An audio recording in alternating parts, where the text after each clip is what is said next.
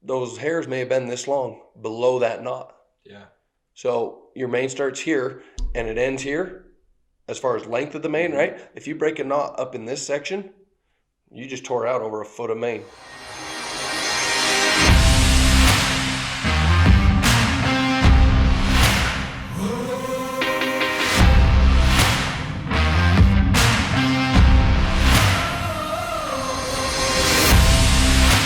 Welcome to the BioMane Scoop. We're your hosts, Cole and Carson. Today, we're going to be talking about brushes and what not to use. But first, who are we shouting out to today? We are going to give a shout out. You know, we do this every show. We're going to give a shout out to one of our favorite followers. I can't say that we follow this person, but we know that this person follows us, and that is Kyson Wynn. I follow him personally. Okay. Yeah. BioMane Products business account, I don't think follows him. But if you go to at KWINN23, KWin23, Kyson is a good egg, one of our favorite professional amateur rodeoers. And anyways, Kyson is just a good guy that we've worked with and rides some horses for us. And rides a lot of the BioMane horses.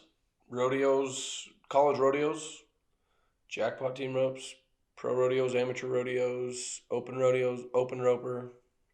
I mean, I can't say enough about the guy. You can't say enough things about him. And ladies, he's single, ready to mingle. So our featured account, KWINN23. He really does put out some good content though. He's got a really good heel horse going that, I don't know, he's posting a lot of videos and stuff about the horse, and he's the kind, like, he's pretty cool. Name's Lego, Palomino gelding. I think he's 5 or 6, young horse, but cool. Right on. Anyways, Kyson's a good dude. We give him a hard time, but check him out. He's got good content. Follow him on Snapchat too. His Snapchat's hilarious. Cool. Well, we are going to get into brushes. Six brushes that you should not use. And let me just say as a premise. For anything. Yeah. I mean, I would say as a premise, we have put some content out about these evil brushes before. And there's different disciplines that do different things.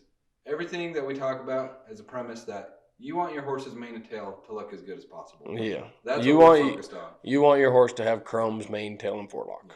Really. Is what our tips and stuff are about. Here's our tips for getting a mane to grow and be as thick and long as Chrome and AJs and Divas and the Dunmares and all the horses we've got with huge manes and tails that have grown huge manes and tails.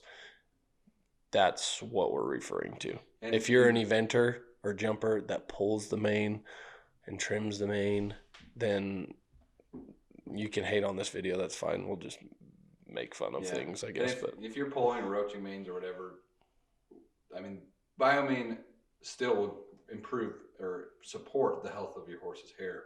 Oh, yeah. Coat, mane, tail, coat, and their feet.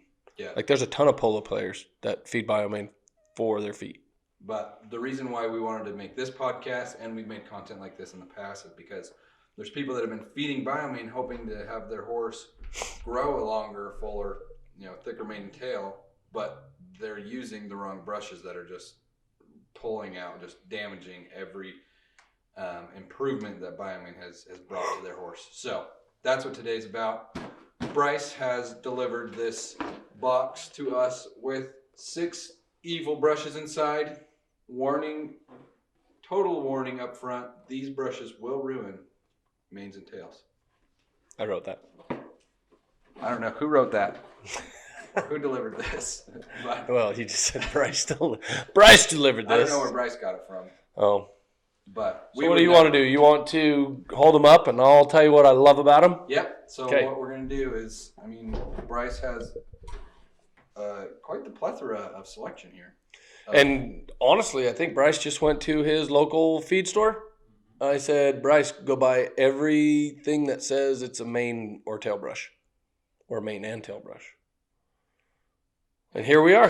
Here we are. Here we are. We got them. I'll just go through one by one of Bryce's selections. It's kind of like a box of assorted donuts. And anyways, I wish it was a box of assorted donuts. God, I know. Maybe we should do a podcast episode about our favorite assorted donuts. I'm down. Anyways, the first brush. I've seen people use this that feed BioMane, and they're using this to brush the mane and tail. It's because they're hiding under a rock. And they don't watch our content. If you think that is good for a mane and tail, if you think this is good for a mane and tail, you're out of your mind. Comb mane aluminum is what it says on it. If you're using this to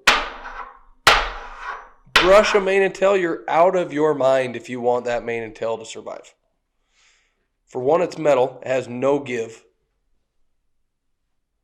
Looked like there was hair in it. I was going to kill somebody for using this on one of our horses. Tried all these on his own hair. Gross. I was going to do it in mine, but no, not anymore. This has, I mean, for all the reasons. It has no give. If you go to brush through a mane and you hit a knot, unless you're like me and take the brush out, even our good BioMane brush, take it out and work that knot out with your hands. If you try and bully through, you're just going to tear it out with very little effort, because this is not a good one. This needs to go back in the box. That's terrible. Okay, next. Ooh, a red one. This one's red, so that's a good feature, I guess. Yeah. Toss it to you. Yeah. Same kind of thing. What does this say on it? It was made in Vietnam. It doesn't have a description. But same thing. I mean, we make video of the close-ups, but it's a lot more ergonomic and comfortable to hold. You can get a lot more leverage for pulling through knots and ripping them out. But same thing. There's no give. There's very few teeth, meaning in between every space of teeth, there can be a lot of hair fit in there. And so you're not necessarily separating a lot of hairs from each other. And again, you're just going to bully through hair and have a ton of breakage. Constant use of this brush would result in shorter manes over time, because you're breaking hair, and eventually those ends are going to break. You're going to see real quick results on thinning out a mane, because you're going to break hair at all different heights and all different lengths while brushing, and that mane's going to be a lot thinner. So throw that one away if you got it. This one. The cleaver. Ooh. Read the description on that one. I like it. Large blue mane tail comb. So it is blue. So if you like the color blue. And it is large. Yeah. That's a weapon. There's no way I would brush a mane with this. This is a back scratcher. Okay. Yeah. This one. Back scratcher for a butcher. Let's go with this one next. This one. That's popular. Okay, let's talk about this one. Popular one. So, these are really popular. Mm-hmm. And when you're brushing through the mane, this is the sound you hear. It's not smooth. Like, you literally, what's happening when you hear that is it's actually going this way, is these beads, yeah, we'll call them beads on the end, are getting hung up in mane. Mm-hmm. You only hear this sound when it catches if it catches on something and releases. Mm-hmm. So imagine going through a mane while you're brushing. That's all these little beads catching on knots in that hair and pulling through them. Yeah. These get filled up with hair so fast, and people are like, "Oh, well, it's squishy, it's soft on the hair." It's not, stupid. And there's really not that many bristles. Like, there's really not. It looks like a lot of bristles, but there's really not. So you're not really separating that hair. If you look at this profile, I can see you clearly through here, which tells me there's not enough bristles. And they're thick bristles. They're not thin. Anyways, when you hear this brushing through and you hear that sound, that's these bristles and these little beads catching on hair and pulling through them. Yeah. You literally should not hear that. If you're brushing through, you should hear this. I'm trying to get in the mic. You should hear this. Just lightly, right? This is what you should hear. Not no pop rocks. That's the reality of it. Well, I think these suck. So many people use these because they think they're good, and this is like a woman's hairbrush. Like a lot of women will use these, which is fine. I'm not going to get into that, but like, I have my opinions on that. But these suck. One point too on that brush is when you think about what you're doing when you're brushing the mane or tail, you're gonna untangle that by separating the hairs and like straightening them out. You're not gonna.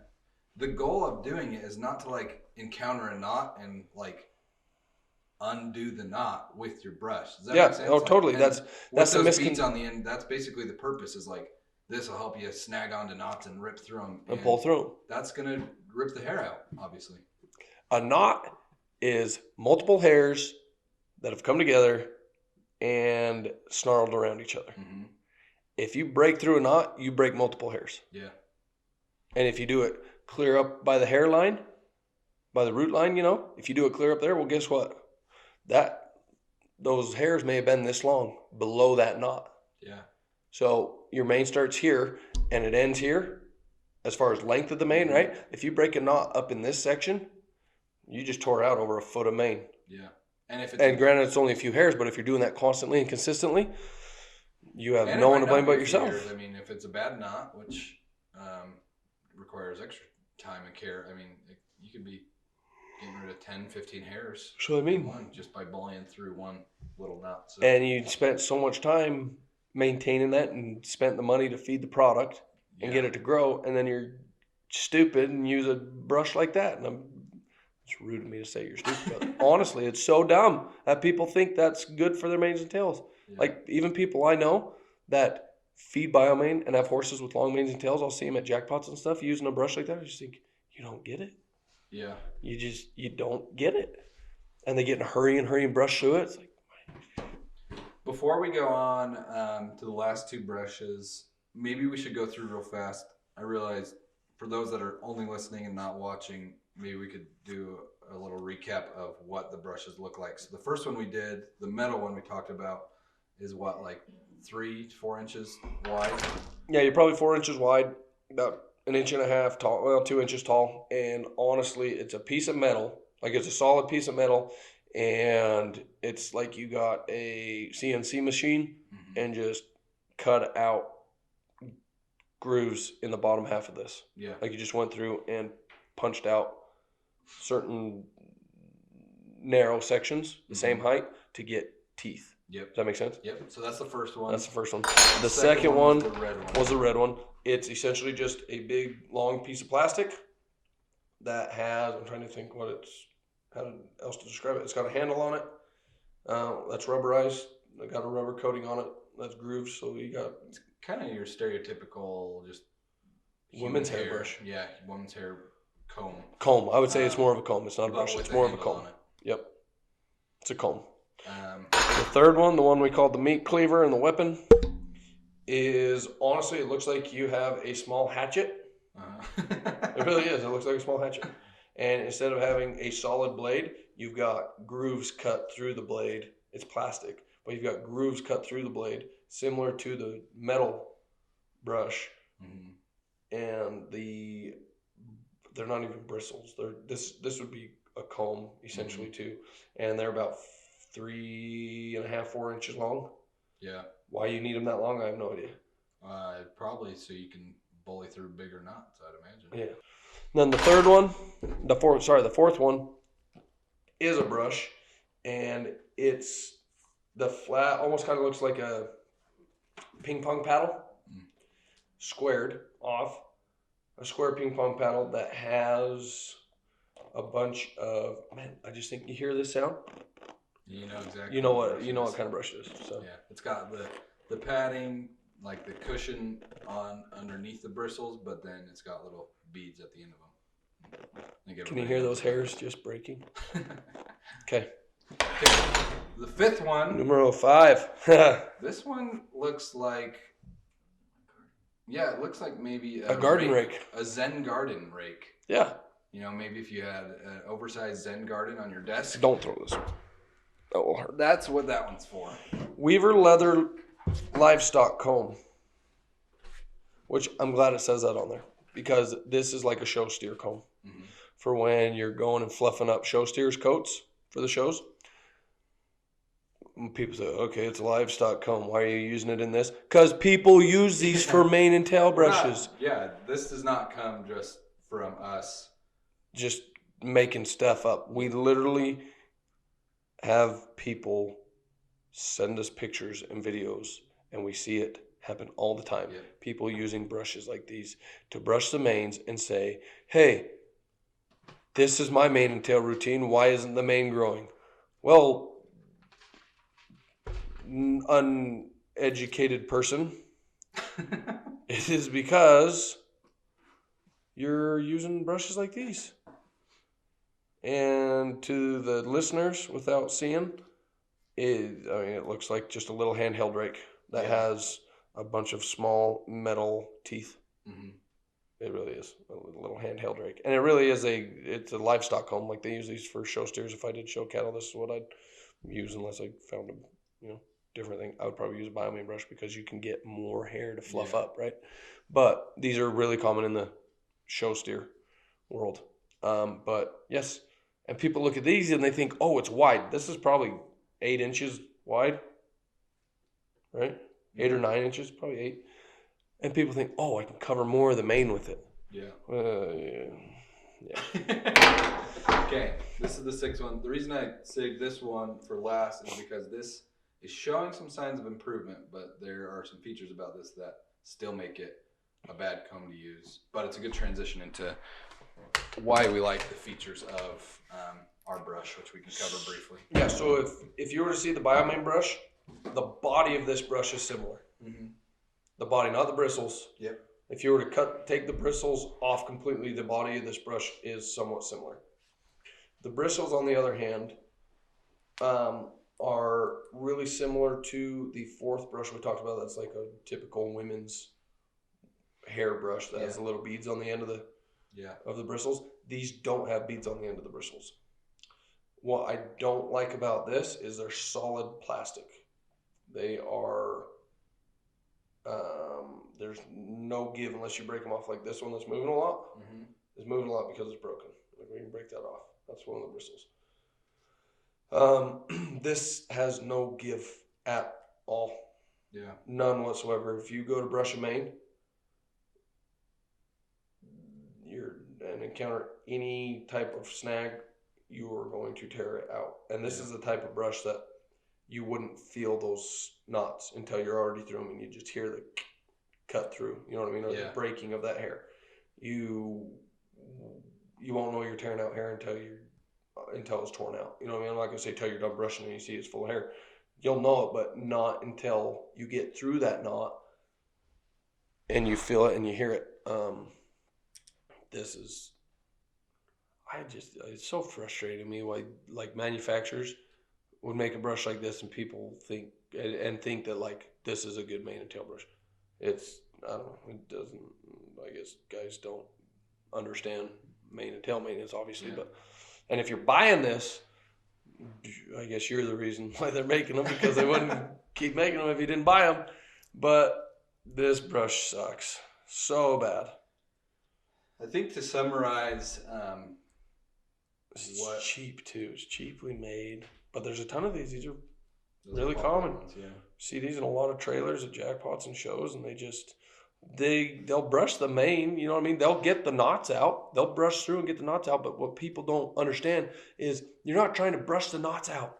Yeah, exactly. You're brushing the mane to get it slick, straight, and looking good. Looking good. Yeah, I was trying to encompass looking good into one word. Yeah. And looking good. It doesn't look good if it's unbrushed. I shouldn't say it doesn't look good. It looks better when it's freshly brushed. Yeah. And those hairs are laid flat in a uniform way, right? Yeah, exactly. This brush can't accomplish what the BioMane brush can. This is dang sure going to get through the knots, but you're going to pull through the knots and you're going to break a lot of hair.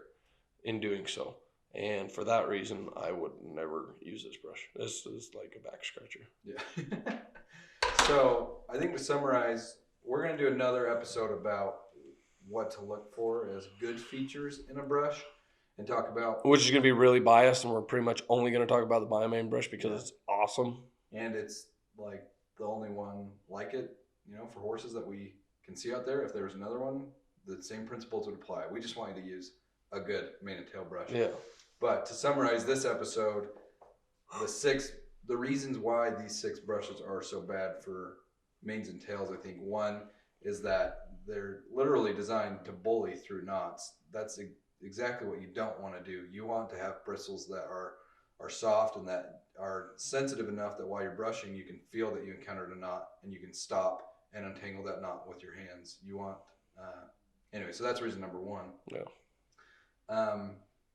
I would say reason number 2 is the amount of bristles. All of these brushes just do not have very many bristles. Some have more than others, but you want to have a lot of bristles so that you can separate more of those hairs. The more hairs that you can separate while you're brushing, the better. Yeah, the goal is to have every strand of hair in the mane and tail separated from each other. Yeah. That's what provides a thicker, fuller looking mane. Yeah. And it looks fuller because you've separated every hair. You don't have strands of hair clumped together everywhere. Like every hair is separated, and if every hair is separated, it takes up more space, more mass, and that's what brings a thicker, fuller mane. The more hair that comes out while you're brushing, the worse your brush is, or the more you need to work on your technique. Because I mean, you can use the BioMane brush. You can use BioMane brush to still pull hair out if you're not using the right technique. But it takes the right brush and it takes the right technique. And using the right technique with these brushes is still going to ruin a mane. Exactly. And tail. You can't get around it. You have to have both, for sure. Yeah. So anyways, we hope this is helpful. If you were just listening and it was kind of hard to picture what the brushes look like based on Cole's beautiful description, go check out the video of this, which will be on our YouTube or Facebook or anywhere that we are, and you can see which brushes we're talking about, because honestly, the biggest reason why we like to talk about brushes is because if you're going to put in the money to feed BioMane, it's just not worth the money if you're not putting in the right maintenance and using the right tools, because you're going to be brushing out that additional growth and that additional thickness that is coming from feeding BioMane. So we implore you, don't use these 6 brushes. Peace. Hey YouTube, thanks for watching. Be sure to like, share, and subscribe. We'd love to hear from you, so don't hesitate to comment on our videos, and we'll see you in the next one. Thanks.